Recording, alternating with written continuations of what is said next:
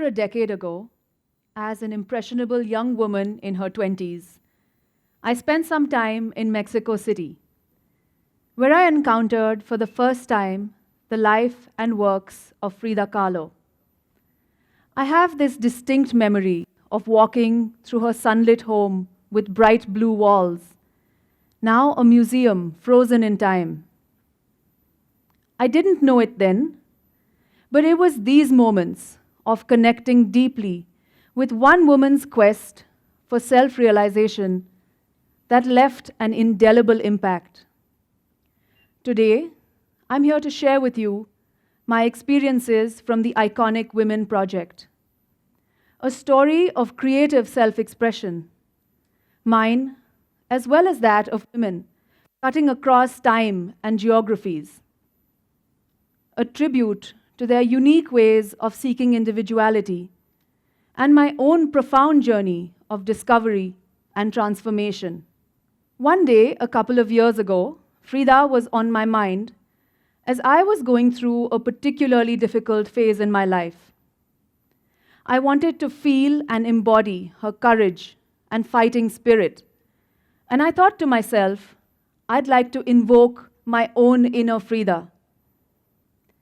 But I want to do it in a way that is me as well as her. A Frida that is somehow about the both of us. Instinctively, I chose a brightly colored heirloom Kanjivaram sari, a mushroom blouse from Ahmedabad, and a string of Ladakhi beads. Frida isn't Frida without a unibrow, so that was added, and with a few flowers in my hair, the look was complete. I took a few moments to imbibe her mannerisms, her steady, confident gaze at the camera, and her deep sense of confidence in who she was. I asked my husband to take a few pictures, and he reluctantly obliged. Almost as soon as I had sent these pictures out into the world, and by that I mean posted them on my Instagram handle, the question that soon came back to me was, what are you planning to do next? And so it was, in these in-between spaces, between creative self-expression and the potential of seeing this as a larger body of work, that the iconic Women Project was first dreamt up. I often ask myself, why did I think of doing this at all? I mean, it was after all just a daydream that could easily have been brushed aside as I went about the rest of my day. What was it in me that felt impelled to embody the qualities of another woman? To try and answer this, let me take you back to my childhood.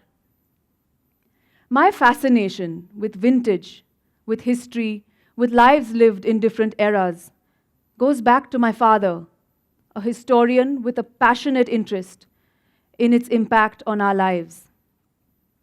He would have long, serious discussions with my mother on historical characters and eras, often involving us or reading aloud to my sister and myself from very heavy books, something that we as little children found so sedate and boring that it gave us major giggles. Somewhere, though, the fascination with lives lived and written over must have remained. Now, as a designer and art director, I guess I'm picking up those threads and the ingrained love for the stories of people. As a visual person rather than an academic, my approach is to explore identity through the unique style of these women, while still trying to depict what to me is compelling about their truths. Not just by telling their stories, but actually becoming them through reenactment. This experience of personifying, of creating different avatars of myself, is profoundly empowering. By tapping into the powers of these incredible women, I'm creating and recreating my own identity. And by sharing these stories, perhaps inviting others to do the same. The project is organized to depict women from one walk of life and then another. Artists, painters, musicians, leaders, and more to come. While these are all my personal interpretations, a crucial step is the research that goes into the depiction of each of these women. From reading biographies to watching documentaries about the era and context of their lives, there is a fine left and right brain balance being strived for here. Exploring and imbibing their personas while depicting how they presented themselves to the world and still taking some creative departures. A personal tribute, as it were, to their strengths and weaknesses, their frailty, or their sheer grit. From its inception, there has been a sense of randomness and madness that is sacrosanct to this project. Like in the portrait of Mughal Empress Noor Jahan, where whimsical plastic birds replace precious jewels in her headgear. A woman whose contribution was so immense as to be almost unfathomable, not just to the Mughal Empire at the height of its power and glory, but also to the legacy of architecture, textiles, and handicraft that we have inherited today. I like to think of these inspirations as a rabbit hole that keeps on giving, and feel the need to protect the spontaneity, the lightness and fun that comes from making these pictures. As with any creative project, a freedom to wander, to embrace ambiguity, and to make mistakes is absolutely uncompromisable. It isn't one with a clearly charted out agenda, but more like a meandering road of fascination and discovery, and the joy that comes from sharing these stories. The personalities chosen all have something powerful, irreverent, or mysterious about them. Women we are fascinated by, stories that remain untold, lives that inspire, and personas in which we can see glimpses of ourselves. Are there moments of self-doubt? Times when I've said to myself, I can't pull this off. Of course there are, and with each new depiction, there continue to be. With most of these women, I have no physical resemblance at all. Many are from different times and cultures, even different ethnicities. But aside from questions of physicality, there are doubts about the ability to capture personality and powerful auras. Will this do justice and depict this woman in all her glory and uniqueness? The beauty of this process, and perhaps my greatest fear, is that we have no idea what we're going to get until we actually try it. I'm also very fortunate to have found a collaborator in Vijeta Karthik, who has been the makeup artist through much of this project, bringing into it her own profound understanding of these women and their lives. It's with this collaboration, and those with some wonderful photographers, where we trust each other's sensibilities and decisions completely, that a beautiful synergy has come about. Sure, there have been hits and misses.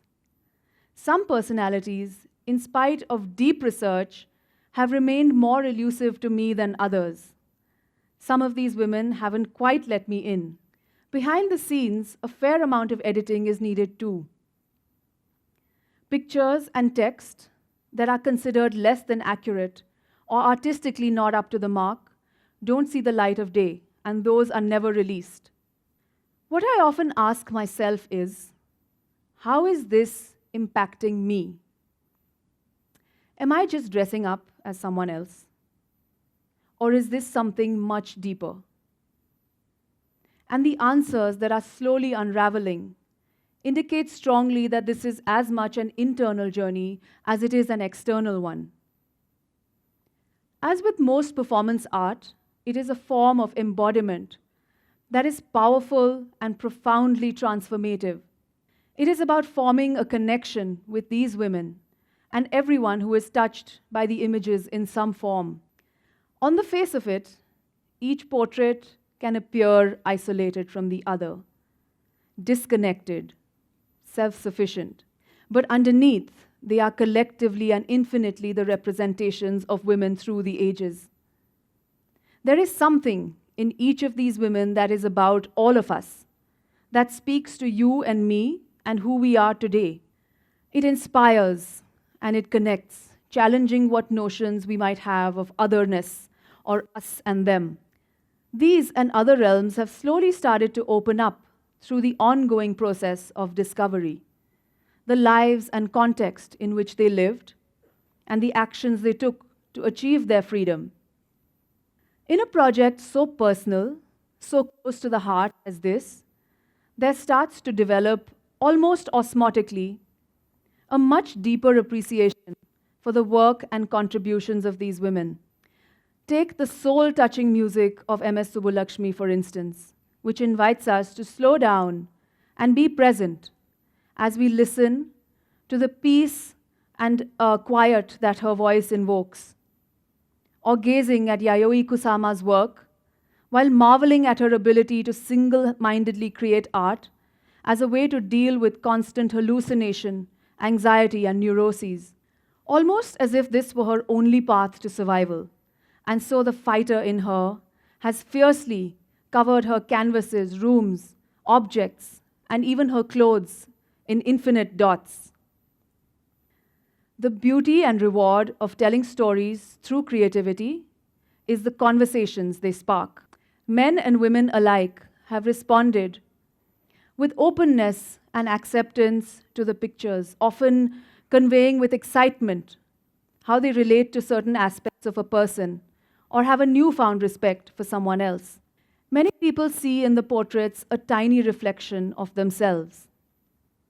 It is heartening that engagement is very slowly growing, and there is a steady stream of suggestions to depict certain women, activists, writers, actors, politicians, the list goes on. And so hopefully will the inspiration that fuels this work.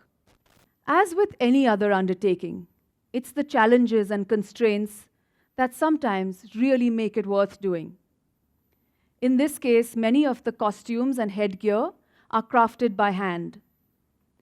Sometimes by working late into the night after my son goes to bed, with basic materials like cardboard, glue, fabric, and beads.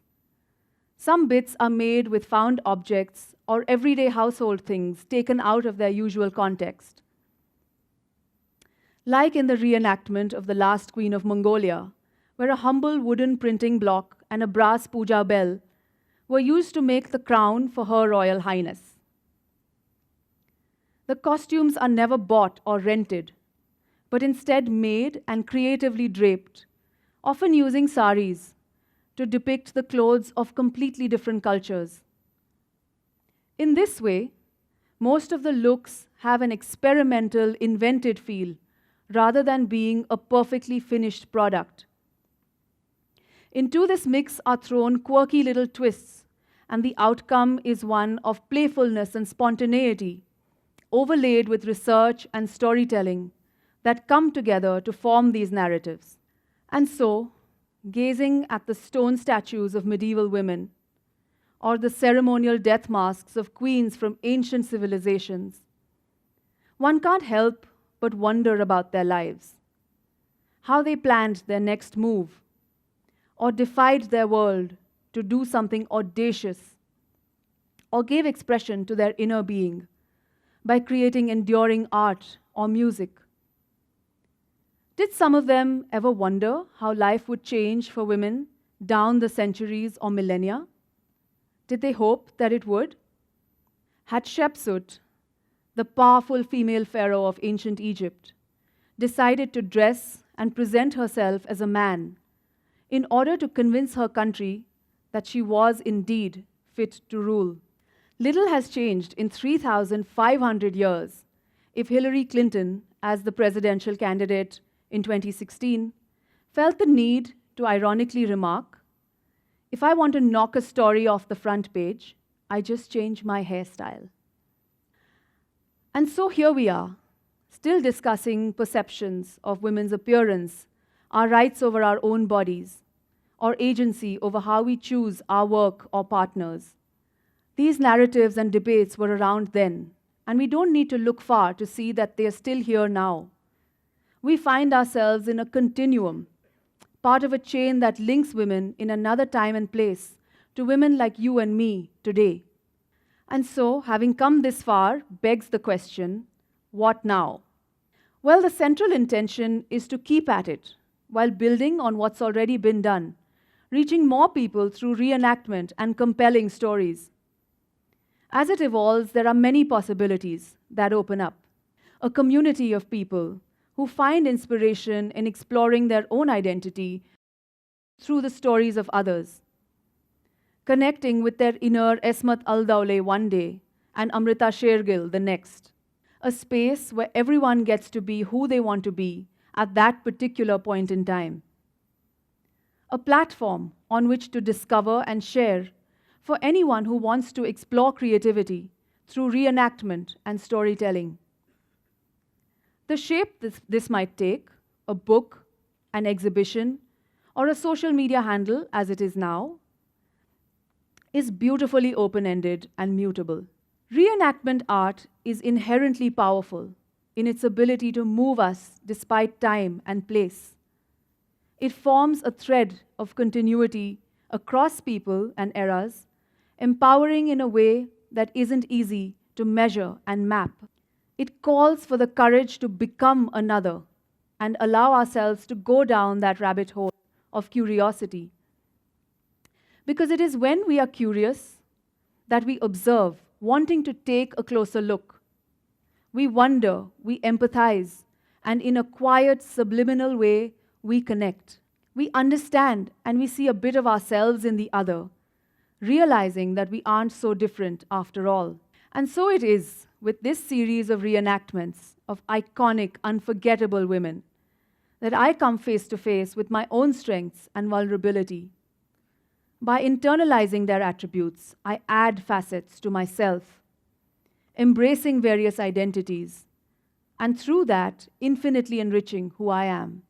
I would like to leave you with the essence of this project, which is a celebration of how we, as women, choose to express ourselves in various phases of our lives. An invitation to hold a mirror to our freedoms, choices, and forms of self-expression, now and perhaps well into the future. Thank you.